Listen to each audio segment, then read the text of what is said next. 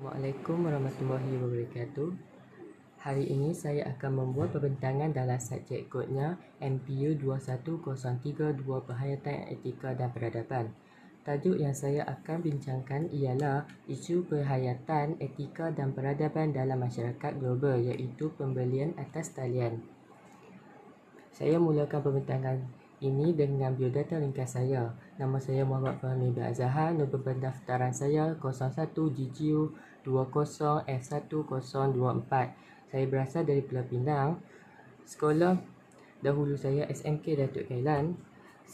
Saya meneruskan perbincangan saya dengan definisi pembelian atas talian. Apa itu pembelian atas talian? Pembelian atas talian ialah proses di mana seseorang melakukan pembelian barangan atau perkhidmatan di dalam internet. Pembelian atas talian ini dipilih sebagai langkah mudah untuk mendapatkan barang keperluan tanpa perlu beratur panjang di kaunter. Barangan ini dan perkhidmatan yang dijual secara atas talian ini menggunakan pelbagai saluran, antaranya media sosial seperti Facebook, Instagram dan Twitter, juga dalam laman web dan diiklankan di dalam blog individu atau kumpulan. Seterusnya, faktor yang mempengaruhi tingkah laku pengguna atau pembeli mempunyai 3 sebab utama pengguna tidak melakukan pembelian atas talian.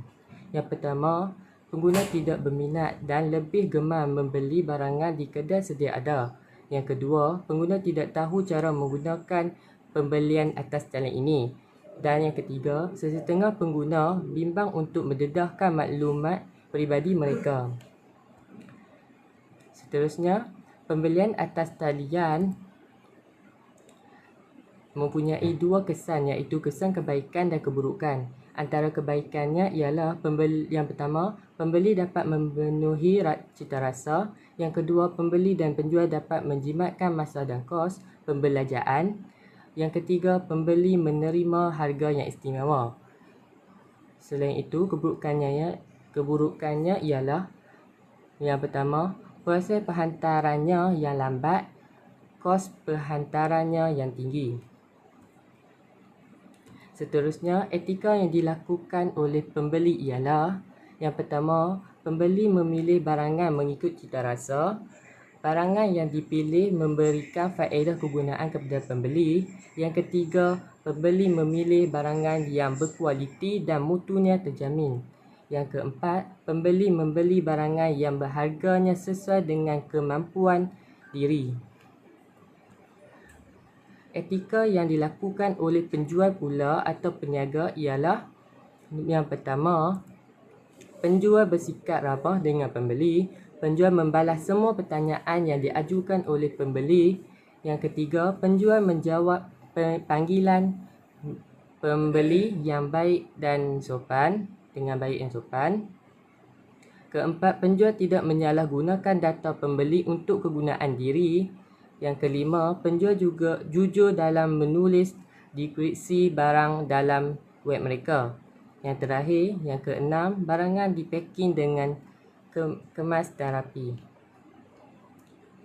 Kesimpulannya, pembeli atas talian ini memberi implikasi kepada penjual supaya lebih memfokuskan sasaran kepada pengguna seperti menekankan aspek kepantasan penghantaran, menambah baik paparan laman web dengan menyediakan maklumat yang betul dan lengkap.